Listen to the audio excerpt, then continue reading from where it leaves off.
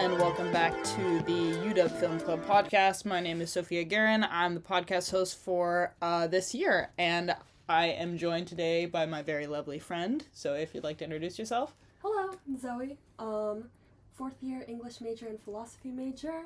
My qualifications for this is perhaps I like watching movies, and yes, I'm excited to chat. Yes, she didn't say it, but her other qualification is she's the smartest girl I know.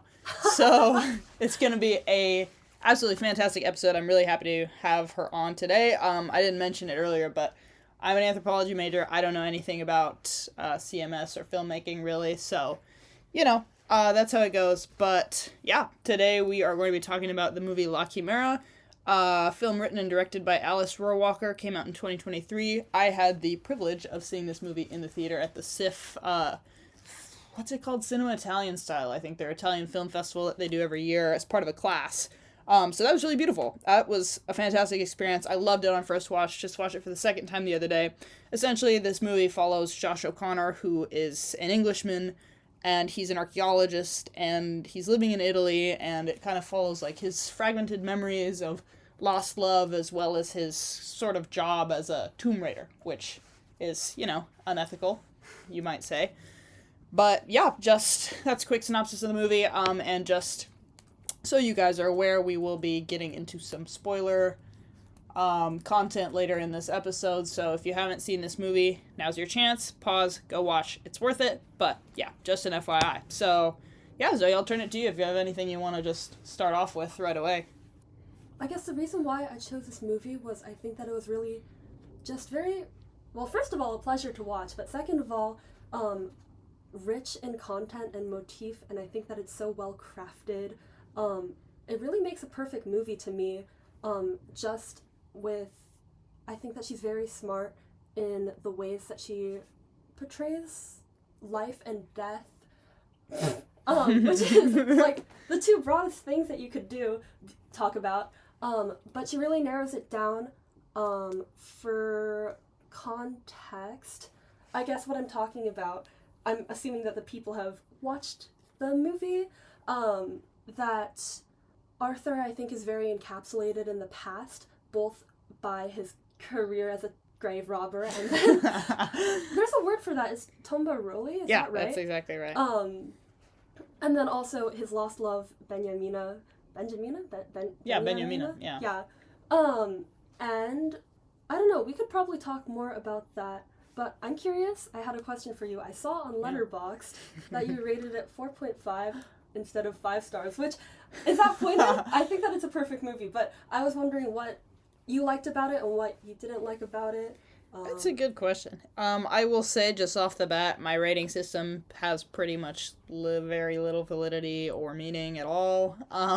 But I did upgrade this from a 4-star to a 4.5 star. I don't know. I feel like sometimes I save the 5 stars for like my favorite all-time movies, but like I could go back and change it. I think this is a wonderful movie and like it deserves the 5 stars. I think that, I don't know, I can't think of any aspects of it that I really dislike. I think it's just like, I don't know, I'm thinking about a scene that really stood out to me while we were watching, and it's the scene where Arthur picks up the head of the statue that's been, chiseled off of the body, and it's like shining in the sunlight, and it's laying on its side on the ground, and it's just so beautiful. I think that like is kind of representative of all of the beauty in that film as a whole, and I think that's one of the things that draws me in the most.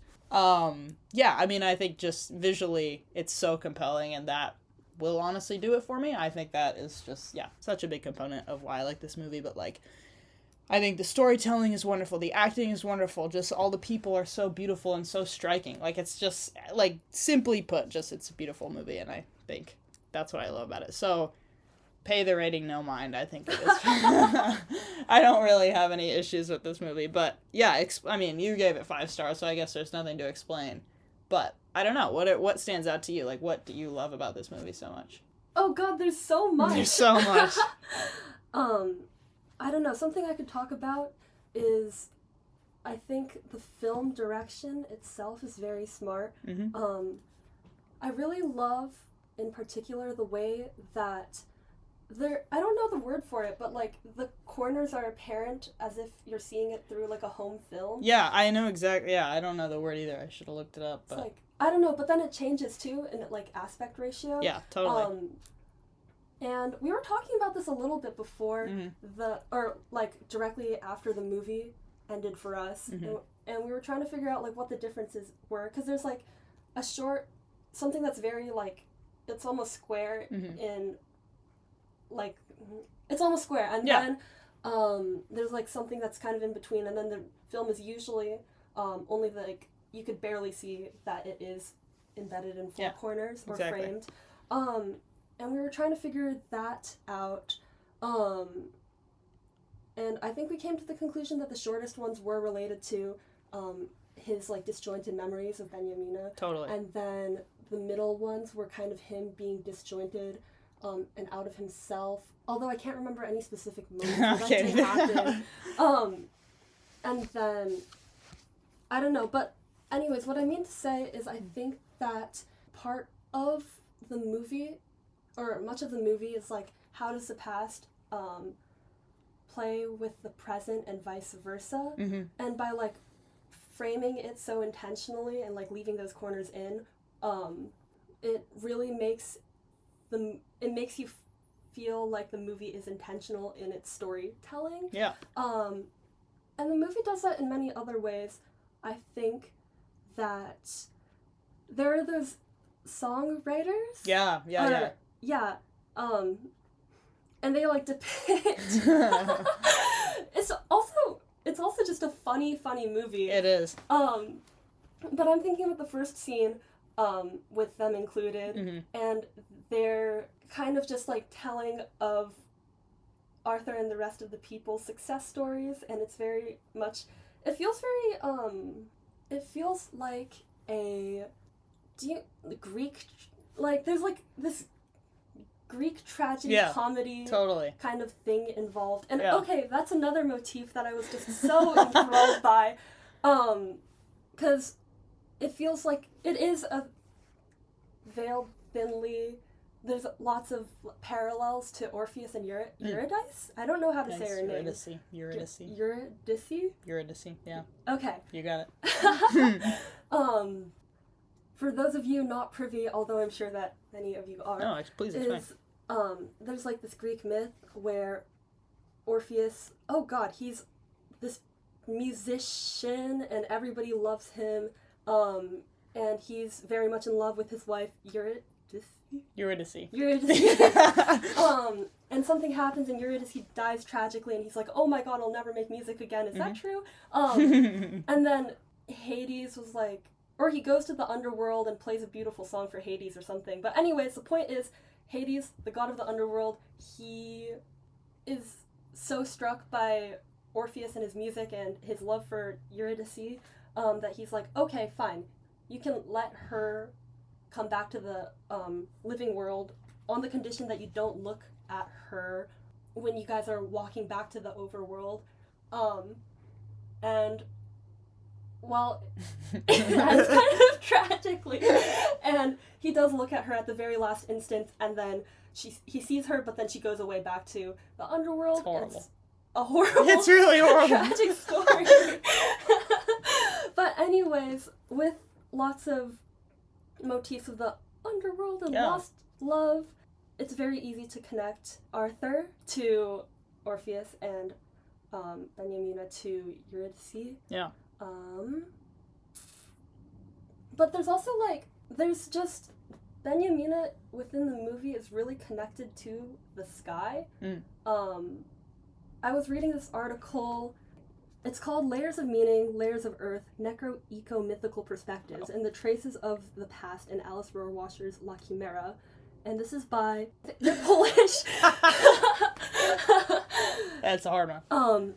Agnieszka Powierska-Domoluska and Adam Domaluski. Apologies for any mispronunciation. That was really a curveball. But two very creative Polish authors. Yes, but anyways, they said, if Benyamina remains symbolically associated with the sky through the flight of birds, rays of sunlight, her sun tattoo, and the solar relief of the portico surrounding her in the last scene, then Arthur's elemental affinity lies with the earth. And I just think that's so smart. That is. It's awesome. First of all, it's smart of Alice Rohrwacher, and then second of all, it's so smart of them to notice it. Yeah. I think that criticism is such a wonderful field. But anyways, what I mean to say is, because of that flip of Benyamina being associated with the sky, it's just like such a lovely retelling, and it's like, oh, she's still, I don't know, I think another part of the movie is like Benyamina is very much alive and through his memory and like the physical, through his memory. Yeah. So it would make sense that she's still within the realm of living. Yeah. To him. Yeah. Also, a quick note, I mean, like, could be just a separate thing, but her mother, Flora. Yes, exactly. Refers to her as if she's still alive, and the rest of her family has to be like, oh no, like, that's not, she's not still alive. So, I don't know, like, do you think is she just senile, or is that, like, another connection to draw? I think it seems very clear that Benyamina is gone. Yeah. It seems very clear that Benyamina is in the realm of the dead. And Flora, her mother, is grieving, which, oh my god, there's so much to talk about. Benyamina is definitely within the realm of the dead, and Flora feels this loss immensely. I think something that really intrigues me about this movie is that characters get ascribed, at least the way that I interpret it, as like living or dead. So for example, Flora, and this is seen through like so much, but Flora is very much a dead character, as I'll say, just because of themes like her house is so decrepit and the inability to reconcile with Flora's death. With Benjamina's death. Benjamina's death, yes. And then I guess a foil to that would be Italia, who we haven't mentioned before. Yeah. But Italia is Flora's house servant. You guys have all watched the movie. Well, just, reminders always good sometimes. Yes. And I think that Italia is very much within the realm of life, just because, well, okay, so first of all, these two are mothers, and I think that's so important, because I think in general, there's like this theme of woman creatorship, and that's primarily through Italia. And if Flora is living in this dead, decrepit house, Italia, later in the movie, and like, perhaps the very end, she rebuilds this train station, and it was previously decrepit and run down. Belonged to nobody, or belonged to everybody, because it was public. Yeah. And then she repurposes it. She repurposes it into a living space for young women and young children. Yeah. And then they keep Arthur there as their maid.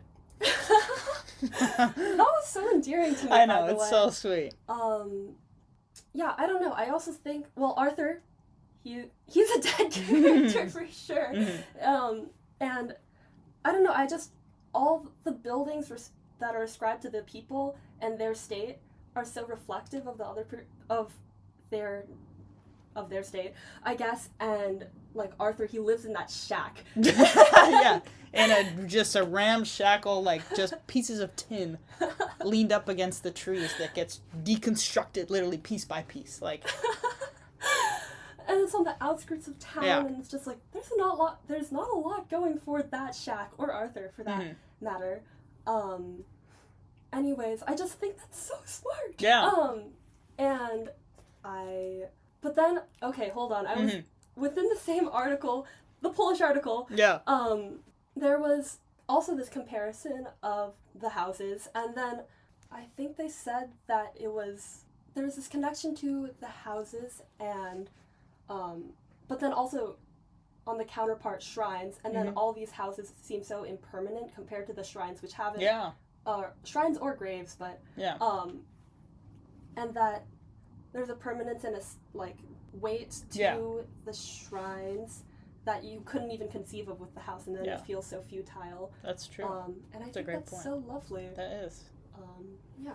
I mean, yeah, you really get that. I like when they go down into the tomb where they think it's a tomb, I suppose, and they figure out that it is the shrine with the white statue. It's just so like, I mean, you really get the feeling that it's been untouched, and just like the air is thick and all the little artifacts are just like, and you know, they open up they unseal it, and the air touching the paintings or the frescoes on the wall makes them just kind of like change. It's like, wow, it's such a, yeah, weight is the exact right word, I think. Like, it has such weight, and so it's so solid. But then, yeah, you exactly look at the houses that, specifically the house that Arthur is living in, and it's just about to blow away in the wind. So that is really interesting. Yeah. I guess one thing that I thought of, or was thinking of just a minute ago, like when you're talking about Italia being a character who's very much alive. So throughout the movie, they call her Viva Italia, which is like, long live Italy. You know, like I wonder what you think that might mean, because she's not Italian. Everybody else, I think every other character aside from Arthur in the movie is Italian. He's English. She's, I think, Portuguese or Brazilian, unsure. I don't think they ever say, but she speaks with an accent. But her name is Italia. So, I don't know. Like, do you think that Viva Italia has some significance, or they just, you know, making fun of her? It's kind of hard. Also, I think it's hard to, like, talk about stuff like this when you don't have, like, I don't think I can answer this question in terms of, like, Italian cultural significance, because that's just, you know, don't know a whole lot. Okay, well, I don't know whether I personally have anything to say on that. However, there are two sources that I was looking at. Yeah, that's great. One of them was saying, the first one, this is from Justin Chang, and he wrote a review of La Chimera in the New Yorker, and this is talking about the goddess scene, and her rage towards everybody being so flippant and disrespectful by grave robbing. And he says that it hardly seems a coincidence that the one character who angrily denounces the tombeau Rowley is named Italia, as if she alone were speaking out against the plundering of her country's legacy. And then the second one, this is from Reddit. And somebody, Oki2 Amberg, asked whether any thoughts on Italia as a commentary on the country, her reaction to the Englishman's pilfering, and the fact that she's always portrayed in green, white, and red can't be a coincidence, which, by the way, I didn't notice. I also didn't notice. And then Succulent Facts replies and says, should I say the whole quote? Yeah. Well, Succulent Facts, Reddit user Succulent Facts says, the film is thick with heavy-handed symbolism of Italy, ! Italia is a symbol of the new, youthful, idealistic Italy. She cannot sing, she is bad at household chores, but dreams of rebuilding the public train station and building a new, happy family life. This is an idealistic representation of a country whose youth doesn't express much latent talent, but has something greater in their vision and commitment. Many other characters who stand in her way represent other parts of the national identity. Flora represents an attachment to the decaying, grandiose remnants of Italy's past, symbolized in her decaying palatial house, love of opera but inability to teach it, and a hoity attitude. Flora's daughters, constantly squabbling over their inheritance, are, like many parasites of the state. Arthur's harder, but his close connection to the ancient divine and deep sense of morality feel like a symbol of exactly that, moral consciousness, divinity, or mortality. And I just think, first of all, that's so smart. Yeah, that's awesome. It feels like after thinking about Flora as old Italy, it makes so much sense for us to talk about neorealism. Oh, yes! Oh, dear God. Well, I guess another quality that would qualify both of us to talk about this film is we both took that one Italian cinema class. That's exactly right. I think it was Italian Life and Society and Film, something. Awesome class, though. Yes, and I barely remember that much. You took that freshman year, didn't you? I took it sophomore year, so it's been a little bit of time. But this is the class that I got to watch this movie for in the theater, so. Yes. Oh, lovely homage. Thank you, Claudio Mazzola. Thank you. But Italian neorealism, it's it was a movement in like the 40s or 50s or 60s? Something like that. Could have been all of those. Don't really remember. 20th Yeah. century. Okay. Post-war. That's right. Yeah. And it was a lot of Italian directors who were making movies about, like, kind of the people. Mm-hmm. And there are formal features, like, they would use non-professional actors. Mm-hmm. This is from the scholarly article that we've been talking about, but I won't say the authors' names. But it says, undoubtedly, La Chimera, viewed in the light of neorealism, consciously engages with themes, motifs, and aesthetic characteristics of the enduring neo-realist tradition, as in the non-professional actors, which I was talking about, yeah. shots in 35mm film and 16mm film in authentic locations, and centering her narrative on marginalized working-class protagonists whose livelihoods depend on grave robbing. Yeah. Anyways, I don't know whether I have anything smart to say about this, actually. I don't remember a thing. I wish I did. Just one, I mean, this isn't really on the topic of neorealism, yes. But something we talked about in that class was, like, the role of women. Like, in particular, like, I don't know, we watched movies like 8½, for example, where that is just really a commentary on, like, masculinity and men in Italian society at the time, which was, whenever that movie came out, 1950s or something. So, like, just to really boil it down, you have a scene where the main character, who's, you know, a director, like a screenwriter, something like that, who's kind of suffering in his career, has this harem of women in his imagination that are all women in his life of various ages, and they're just, like, catering to his every need, and, like, he can have all of them. You know, it's a harem. And you're watching it, and you're like, wow, that is crazy. But, like, Fellini, you know, intended it as kind of just, like, a criticism, I guess, of the tendency of Italian society at that time to really minimize women and the role of women in society and in life. And this is something that I've talked to my mom about as well, because she grew up in Italy. And we watched a different movie called A Divorce Italian Style, where it's just, I don't know, it's a similar thing. I was watching it without this, like, cultural context, and it's like, Jesus Christ, like, this is crazy. But she's like, it's a satire, or, like, it's a social commentary, and it's just, like, trying to poke at the fact that, like, women were just, like, seen as property, pretty much. So I think that, like, having this character, Italia, who is kind of the exact opposite of that, and, like, representative of a new Italy, is interesting, and, like, a cool way to see, I mean, just generally see a woman on screen, like, with such life, and such, who's so inspirational and so cool, like, that's awesome. But also just considering, like, the way women were treated in Italian society, and also, like, how that came through in films of the neorealism period versus, like, how that might come through now. That's cool, I think. I think that's right. Yeah. Yeah, I have absolutely nothing to say about neorealism. I could not speak on it, but I wish I could. My final thoughts on neorealism, before we can close it, thank God. Thank God! Is that, well, I don't know, the influences were there and apparent, and, and also, like, I don't know, I was just thinking about, I haven't seen that many Italian neorealism films, and what I was reading up online about this movie, and people were saying that, there's a lot of, like, inspiration from Peroni or something like that, which I think is cool. People could look into it if they wanted to. But I was thinking about Fellini and his parades, which, I don't know, that was the only connection that I had to that. Anyways, I don't know, I was thinking about, I guess the final thing about neorealism is that it was a commentary on, I don't know, anything, and it seems like Rohrwacher, she's using her film as commentary for, well, a lot of things, but I was thinking about capitalism, modernity, all that. I think that the last two grave robbing scenes, the first one being the goddess scene and the shrine, the second one being Arthur's death, are really... Okay, so previous grave robbing scenes are always taken in nature.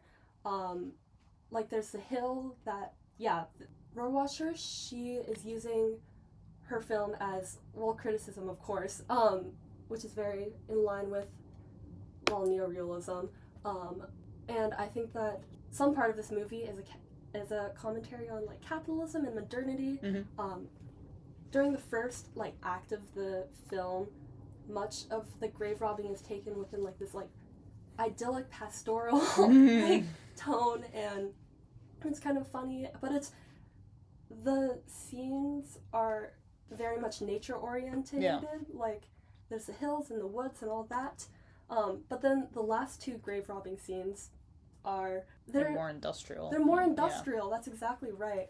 And like the goddess shrine, whatever, is the outside of it, or the overworld, like the above ground. The side of it is just like this very urbanized beach, and it's kind of gross, and there's like this comment that one of the grave robbers makes, like, oh, I wouldn't swim in that, like it's so toxic. Yeah, it'll give you a rash or something gross. Yeah, exactly. And it's just like, it's ugly looking. There's like half constructed buildings surrounding it, and it's just it's ugly to look at. It is. If I may, I was just rereading my notes from the cinema class that we took, and just like about this movie, our professor was saying that like, you know, Rohrwacher is shooting all these beautiful, like what would be beautiful scenes. It's the Italian countryside. I mean, that's not real. That's somewhere that's famous for being just absolutely beautiful. But even this like seaside coastal view has this ugly building, or this ugly like power plant factory, you know, right on top. And then at the end, it's the same thing. It's all these kind of decrepit, rusting buildings. And the only place in that movie where you can really find true, like, unsullied beauty is in the tombs, where everything is undisturbed. And like, I don't know, that kind of leads me into like the big line from the movie that I think Italia says, and then Arthur says once again, or something like that, just about like those things are not like things in the tombs made for human eyes, they're made for the eyes of souls. Just like the most, you know, the beautiful things in the movie are not made for human eyes. I don't know, like, just, I love that line. It stands out so much. We both picked up our notebooks and, you know, write it down. So, I don't know, I'm curious to, like, just move the conversation towards that kind of line of dialogue, if you have anything to say about that. Aside from the fact that it was absolutely fire. Yeah, it's so good, yeah. Just like, I don't know, that does bring me to when Arthur does say it. Mm-hmm. And this is on the boat. There's just like this really humorous depiction of the Tomb Raiders, and what's Spartaco? Yeah, the Spartaco? blonde woman? Yeah, the art seller or whatever. Yeah. And they're like snapping at each other like dogs. Yeah. And I think that if I was seeing them like that, I would throw the head into the I would have done the same thing. Yeah. Head into the waters also. Yeah. Yeah, it's a beautiful line. I really love it. It's so, I mean, it's like very simple. Like, it's not crazy, but it's just like, yeah, damn. I mean, when I'm looking at the statue, I get the same feeling. It's just so beautiful. I don't know. I don't remember. It was Italia that said it to begin with, right? Or I think it, because okay. This was like the scene when they're at the coast discovering the shrine, and she's like, I don't understand why you could possibly do this. Like, this is horrible. Like, these things aren't made for humans to see. They're made for, you know, the souls that are buried in there. I'd like to go back to the goddess scene. I think that it really broke my heart when the grave robbers just, like, decapitated the goddess. It's horrible. It was so chilling. Yeah, it really is. It's just awful. And I think that, I don't know, I think that Arthur kind of, had this 2-part death. Mm-hmm. The first one, I think that he was dead throughout the, like, metaphorically dead throughout the movie, but something did shift when the people decapitated her, and then and she was probably a symbol for, like, I don't know, everything sacred, and but then I think that the second half of the 2-part death was, his actual death, and I think, there's an obvious mysticism within his La Chimera abilities, and there's always a human aspect of, like, digging yourself, and they took that away with the mechanical arm. What is it called when the, like, shovel, the, like, big shovel? The yellow the, like, cat machine. I don't know what what is that? An excavator. Is that what that's called? Yes, excavator. Awesome. I never would have gotten that. Like, it becomes very unromantic. Mm-hmm. Because I think that grave robbing is kind of a romantic. Loki does shit look chill. I don't mean that. No, but I agree. It takes the, like, intimacy and, like, I really don't agree with anything they're doing. Like, let's set the record straight. But, like, there is a certain like, intimacy where when they're digging with their hands and their own personal shovels in, like, the middle of the woods versus when they get the cat machine out and it's just... And it's also a construction. Yeah, site, exactly. Ugly. Yeah. So, yeah, I don't think that was a coincidence. Yeah. What is this? This is just, I'm just remembering this. The scene where, like, all the people that Arthur has encountered before, like, from the very, very start of the movie, like, kind of come back to him, like, maybe in a dream, or I don't really remember the scene even. Is that the train, the second train? Yeah, when they're on the train, yeah, exactly. And they're asking him if he's seen, like, oh, have you seen this tiny bell with the bird on top? And it's, like, an artifact that we've seen previously in the movie. Have you seen this little bowl with eyes on it that you used to drink out of? And you've seen that, too. Like, what is that? Who are they, like, what are these people? Why is it the same people? I think that it must be something like, that saying where you can't dream about somebody you've never seen before. Sure, yeah, that's awesome. I feel like that could be that, too. It could be, like, some realization that everybody's going to die. Yeah. In, like, an existential way. And yeah. It's like, okay, well... Sure, my iPhone could be an artifact, but I don't know whether that's as poignant or anything. I don't know. But I guess, like, I don't know. I thought that was cool. Also. I agree. I guess there is also not really a right answer. Like, another thing we talked about in that class forever ago was, like, how Rohrwacher just kind of leaves a lot of stuff up to interpretation. Like, this movie is so full of symbolism and just, like, recurring motifs like that, and you just, it's up to you if you want to ascribe meaning to it or just, like, I'm sure there is a meaning, but, like, we don't really get an explanation for that. It just is. Which is cool. Like, maybe it's, like, I don't know, it's an interesting comparison of these really modern people, or, like, modern to the time period of the movie, people and their makeup and their whatever, and they're talking about these, like, ancient artifacts, like they belong to them. Like, I don't know, maybe just people are people. Like, it was a cool scene. I like that scene a lot.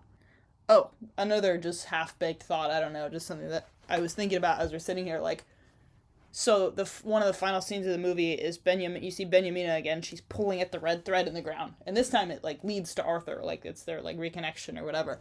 But you see the same scene earlier in the movie where she's pulling at the thread and it's just, like, buried in the ground. Like, why do we see that so early on? Like, is that something that Arthur is seeing and remembering and we're remembering it with him? And, like, that's just how his death is portrayed at the end. It's, like, that's an easy way to, like, bring it all back together, or, like, it's a foreshadowing, or what do you think, if anything?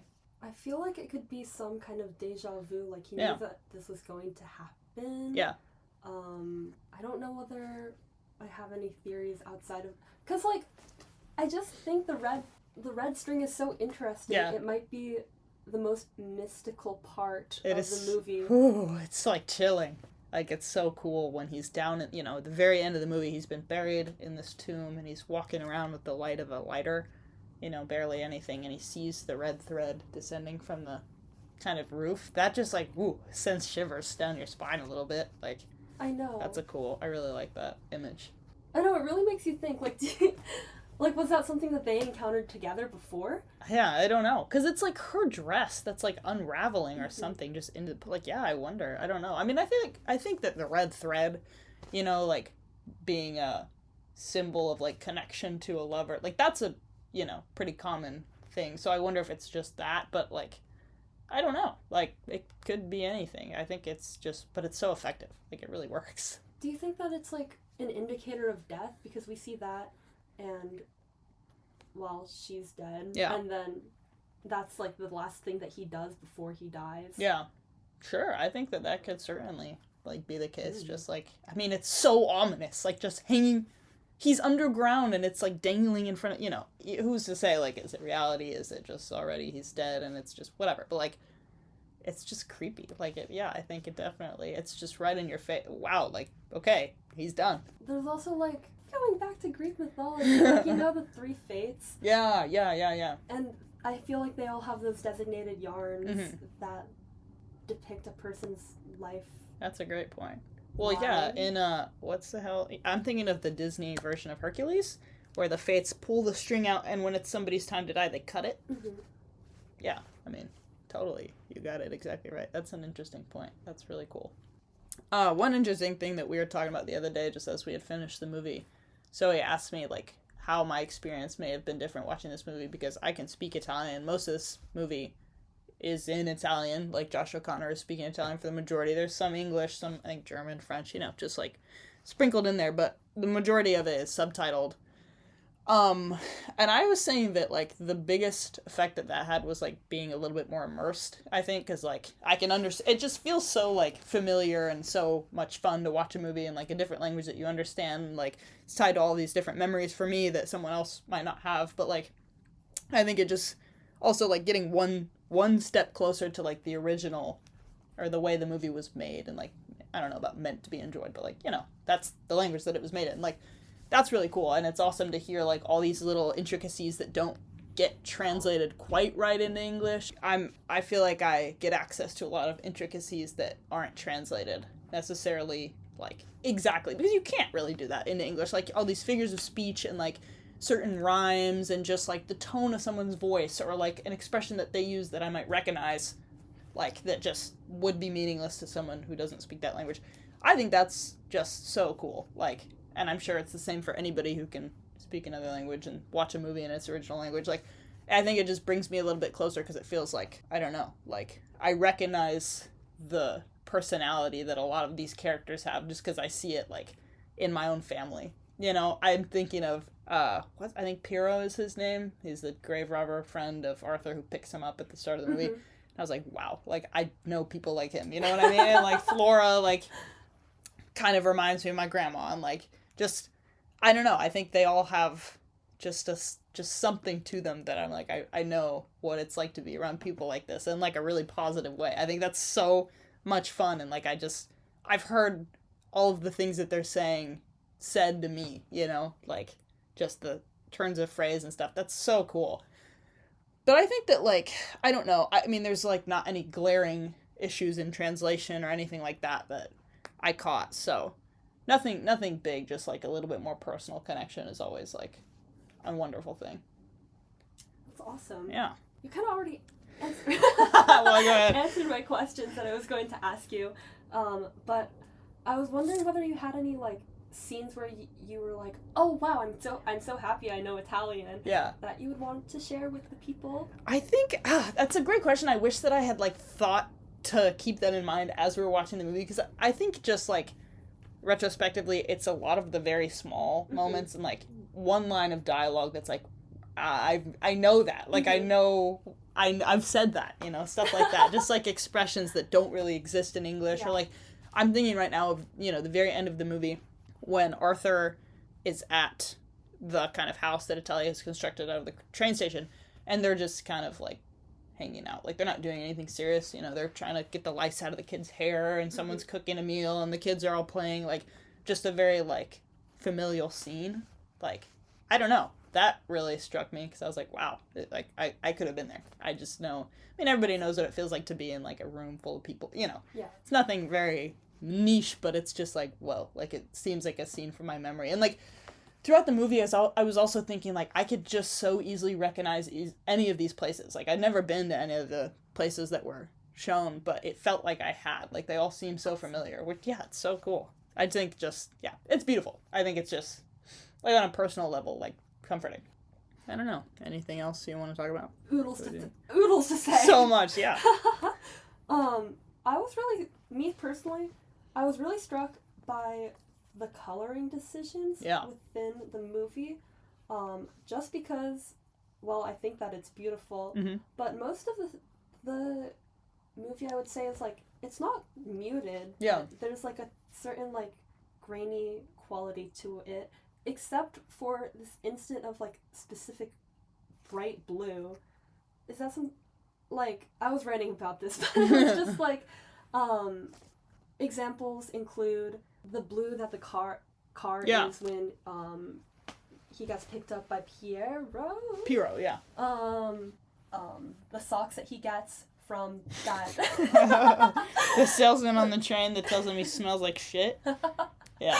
This movie's so funny. It's so funny. Or the stove in the shack that he lights a cigarette on, or the train station once it's been revived. And I think that it's like some, like, I think that it's some, like, kind of vague connection to life itself. Yeah. And, like, the people who are ascribed to living. And I don't know, I just found it really striking because Arthur wears that one white suit. The wrinkly linen suit. It's like that meme. It's like that meme. Guys only wearing one outfit, asking how they look. Bro, you look familiar. But anyway. He looks great, you know. Suit is a little bit wrinkly, but it looks wonderful. Anyways, Arthur wears this, like, shade of blue, which I'm ascribing as life, exactly once, and it's at the first encounter of the train station. And I think that this is so interesting because this is, like, perhaps one of the one scenes where he's not fawning over Benjamina or, like, encapsulated in grave robbing, and, like, this might be the closest he is to real life. And then he comes back to it, but I think that he's already gone because he's already thinking about Benjamina, and we all know that he was going... And, like, oh my gosh, also... his relationship with Italia is so tragic. Like, he could have had something so good. Something like, so and it was, full of life. Like, it was a proper missed opportunity. Yeah, it's sad. Anyways, I think that's all I have to say about that. Yeah. I don't know. A question for you is, Sure. Are there any motifs or threads that you noticed that we haven't talked about? I think we covered all of them because it's really the big ones that really stick out to me. I think you're getting into the, like, really interesting, like, more, I don't know, subtle ones, which is cool. But, I mean, obviously, like, the red thread, like, you know, Jesus Christ, like, yeah. I think that you're covering all of them, which is great. Oh, and one thought that I just had while you were talking too, like, this is going back a little bit, just when you're asking me about, like, being able to understand the language that's spoken. I think one thing that really kind of translates, but I think I understand a little bit better, is the humor, like, the sense of humor. Because it's like, damn, this shit is funny, and, like, you think it's a funny movie, because it is, and, like, the jokes translate, but they're just a little bit funnier when you can understand the, like, original, which is like, damn, I wish I could, you can't explain that other than, like, here, read the little subtitle, but, like, it just gives it a little extra, like, charisma, I think. But anyway, that was just a passing thought that I had. Lovely. Yeah. I have two things I want to say. Go for it. One of them, I just keep going back to the Greek mythology. Yeah, it's awesome. Because I just think that there's so much there and it's so rich. And, okay, my experience with Greek mythology is I took Classic 101. Like, it's more than me. It's more than me. And there was, like, this phrase or word, and it was called kleos, and basically this was the basic gist is, like, how are you remembered when you, and it's specifically with, like, heroic acts or heroes, and it's basically, like, how are you going to get mythologized? Yeah. And I just think that, I don't know, like, I don't know what I think about it, but I think that there's something there, just within the formal features of, like, the choral epic songs that I keep thinking about, or, I don't know, maybe it's just the act of, yeah, like, how is memory manifested? And, I don't know, memory manifests in Arthur getting haunted by Benjamina. Yeah. Every waking moment. Just that is all that's on his mind, which, you know, I get it, but... Dude, it's like the pit. It's like the pit in there. Yeah, it's pretty horrible, but it's pretty, like, everybody knows that feeling, you know? Yeah. Well, maybe not, because she's dead, which I don't really think is hopefully not that relatable to a whole lot of people, but, like, you know, just the obsession of, like, oh my god, replaying the same thing over and over and over and over. And, like, this might be a lost thought. It doesn't matter. Yeah, maybe there's not that much to say about the, like, how memory manifests Greek tragedy Kleos, but it was something that I was thinking about. It's a cool starting point. Because I don't think that this point works precisely because I don't think that Arthur gives a fuck. Like, yeah. Just because he's so obsessed with Benjamina, and I don't think that he's really thinking about that. Yeah. But I don't know. Nonetheless, his story does get portrayed by Rohrwacher. So I don't know. Yeah. Maybe that's that. Second thought, I was most intrigued by the train stations. Yeah. Or the train scenes, because I think that it's so interesting that they go back to that. And I'm thinking about, like, starting points and end points, and it's like, oh, well, it's obvious that he's traveling. And I think that throughout the movie, his character is quite stagnant, and, like, at the beginning of the movie, he has no friends, no belongings, everybody hates him, and then the movie progresses, and there's so much that happens, but then at the second train scene, there's approximately the same thing. He loses all his friends, he, has nothing but, like, a lighter or something, and, I don't know, I just think that his character arc is so interesting, or lack thereof. Actually, I think that maybe all the characters are very, very, very stagnant. Yeah, makes sense. Can you think of anybody who had... No, I think they all, like, the one person that I'm thinking of that, like, I don't know, I mean, she's such a minor character, I don't even know her name, but, like, the woman who is with the tomb raiders, and I think she sees Italia speaking to them, like, why are you doing this? Why are you doing this? And she's at the house with Italia at the end, they're like, oh, you're here? And she's like, yeah, like, but even that's kind of, like, I don't even, like, she's so minor, I can't even say that, but, I mean, yeah, I think that speaks to it, like, there is not a lot of growth mindset going on. I don't know. Yeah, definitely. I think they're all, stuck in their ways, to put it one way, but also just, especially Flora, just... She's a real tragic character. She is. Another Greek mythology reference. I think she might be Demeter. That's awesome. Yeah, why do you think that? Well, okay, so... I'm really outing myself. Yeah, I read... No, I love it. But anyways... The myth of Demeter and Persephone is that, I don't know, Persephone's, like, picking flowers and then she gets, like, kidnapped by Hades, is that right? I don't know, but yes. Who, by the way, is the god of the underworld. Oh, so telling.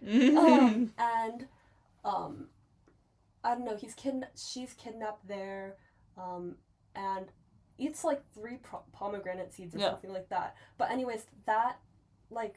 binds her to the underworld, and Demeter is just grieved because she's her only daughter, and, like, I don't know, she's not in her world anymore, and then, like, I don't know, kills off all the plants because she's the goddess of crops or something, and but anyways, I just think that her role as a mother with so much grief in her heart for her lost daughter, I don't know, like, there's some parallel there. Yeah. I don't know. I was also just, like, I'm thinking right now about, oh my gosh, just, this movie's so funny. I'm thinking about the several sisters. Yeah, there's a ton. I guess it's some are, like, Flora's daughters and then her granddaughters also. Or are they all her daughters? I hope not. No, because I think one of them called her grandma. Or some of I don't know. Either way, there's a lot of them, and they all have red hair. But I'm thinking about them practically tomb raiding her. Yeah. And being like, oh, can I have this? I should have had that thermos, but Talia took it. Or like, oh, can I have this lamp? Are you using it? And it's just like, the house is already dead. She's already dead. But totally. And I thought that was really cool. That is cool. Yeah. I was thinking a lot about Walter Benjamin, who was this, like, he was this I don't know what his deal was, but he was at the Frankfurt School, which is like this school of philosophy in Germany in the 1940s, 50s. That doesn't matter, but he has this idea. He has a lot of ideas on translation and art, and this is from the age of art in the age of mechanical reproduction, which is an essay that he wrote. And I was thinking about it because, well, you were talking about translation, and like you touched on exactly something that he had to say, which is like that there's no real way to real way to translate a work because like language isn't synonymous with each other and doesn't add up in an exact way, and also there's a matter of the artist itself. For sure. And like the artist is the speaker, and like to take that away is like Yeah, totally. Yes. And That's so interesting. I don't know, I thought that was interesting, but he calls this aura, I think. Sophia raises her eyebrows. But aura also means to him this idea that an object has something, and he's talking about, like, if you were to take a photo of the Mona Lisa, it would not be the same as seeing the Mona Lisa. Yeah. And then the, like, difference that is lost between those two works, is the aura. My credentials, by the way, as I listened to 120-minute podcast of the Philosophize This by Stephen West. This is wonderful episode podcast. 152. Thank you. Anyways, plug. But I think that aura is so important. The idea of aura is so important within this movie, specifically the goddess scene that we always keep talking about. Yeah, totally. Because it's just like, oh, that was there and it's so lost. Because, well, I guess aura as in it's, like, there's, like, this artistic specialness. Yeah. I don't, like, there's just something about it, and I think that's aura. Yeah. And I think that like, there's a cheapening by, I don't know whether there's a cheapening by them taking her away. Yeah. For sure. I mean, I think that we were talking about that last night. It's like, we're talking about even putting stuff in a museum. It's like, well, like, it's lost its context, I guess. And, like, yeah, I don't know. Continue your thought. I didn't have any thoughts. I was just going to say, like, yeah, I'm just making the connection between what you're talking about and, like, I guess looking at the head of the statue, especially, like, not even the full thing, on the boat amidst all these people who are bidding on it, and it's been taken out of its original context of this, like, sacred tomb or shrine or whatever, where it's surrounded by other similar, like, artifacts that are put there so intentionally. Like, it definitely changes it so much. Like, it, like, I don't know, just, it takes away so much of that meaning. I don't know, like, yeah, I see exactly the point that you're making, and, like, it is the same thing, you know, these people are seeing the same statue right in front of them, but the context, I think, is so important in that situation when it's a relic like that it's like, well, it's lost a little bit of its significance or whatever. I know, it was so tragic. So sad. I think that Arthur might have really seen it for what it was. Yeah. As much as he could. And then the Tomb Raiders were so set on profit and being like, oh my god, this is a find. Because it really was. And it's just like, it's just too bad. Yeah, it's too bad. I mean, whatever Spartaco is, like, it's of inestimable value. It's like, yeah, that's exactly right. Like, you can't even really put words to, like, the meaning of something like that, especially when it's been taken out of its home, I guess. Yeah, it's pretty fucked up. Well, then I guess I'll ask you, like, just as we're nearing the end of our discussion, do you have a favorite scene or, like, favorite moment or shot or anything that stuck out to you? And if you do, why? It's a hard question. It's a hard question. Yeah. I was trying not to say the goddess scene, which, for the record, that is my favorite part of the entire movie. It's, I mean, for good reason. But right now I'm thinking about the montage, and I think that maybe this is when the guy's playing the guitar and the other one is playing the triangle, but they're running really fast. I thought that was really humorous. Yeah. And lovely. I it also is funny. think, I don't know, I just think that there isn't a single bad scene. Yeah, it's beautiful. Truly. And I don't know. Oh, I also loved the dancing scene. Yes, I was just gonna bring that up. Really? Yeah. I love it. And oh my god, it's just so tragic because I think that Arthur's looking at her with love. I know. Oh god, it's horrible. Sickening. It is sickening. Anyways, what about you? Yeah, I mean, I think I agree with you that it's really hard. You know, we watched this a couple nights ago, so already it's getting farther from being fresh in my mind. But, like, I think every scene that I think of, it, like, it's full of such beauty and such culture and, like, I don't know, it's well acted, all that. Like, it's hard to pick, but I love the ending scene so much. I think it's so fantastic. Like, it's so powerful. And I was talking about it a little bit earlier with, like, the red string that descends from the dirt roof. But it's so, like, I don't know, like, visceral. Like, all the rocks crumble down. Arthur sits on the ground and like screams into his arms, and it's just like, oh my god, that's horrifying. Like, that's so scary. But also, it's just, I don't know, like he's trapped in there, and then you feel it's really closed in with the low light from the match or the lighter or whatever, and the string, and then all of a sudden he's outside again with Benjamina. It's like this what do you call, I guess, resolution that you've kind of been waiting for the whole movie, seeing glimpses of her, but it's never quite enough to like make a full picture of her. And then he like hugs her. Oh, it's so like, oh my god, it's so sweet and so, I guess bittersweet maybe is the word that I'm looking for. I think it's so emotional. It's beautiful. I love that scene so much. So I think it's perfect conclusion. And then credits roll and you're like, Jesus Christ. So I think that's the big one for me. But yeah, I guess with that, if you have any closing remarks, I'd love to hear it. But if not, I'll just wrap it up. Nothing aside from that scene is awesome. It's so awesome. It is so wonderful. Worth it for that alone. But yeah, I guess thanks everybody for tuning in. Thank you very much to Zooey for co-hosting and bringing so much awesome information and research to the table. That's great. Yeah, so if you guys haven't seen La Chimera, give it a watch. It is so worth it. If you have seen it and enjoyed it, watch Alice Rohrwacher's other movie, Happy as Lazo. Very similar. Also a beautiful movie. But yeah, other than that, thanks for tuning in. See you in the next episode.